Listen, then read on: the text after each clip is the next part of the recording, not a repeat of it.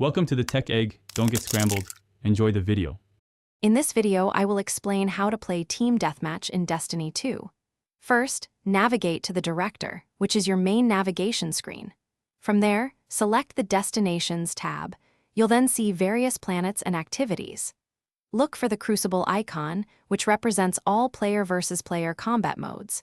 Click on this icon to open the Crucible menu and see the available game types. Once you're in the Crucible menu, you'll see a variety of playlists. Look specifically for the Team Deathmatch option. It's usually clearly labeled. Simply click on this playlist icon to initiate the matchmaking process.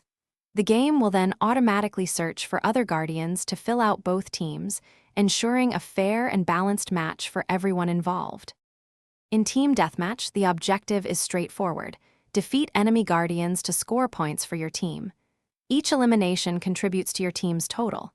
Effective teamwork is crucial. Stick together, support your allies, and control key areas of the map.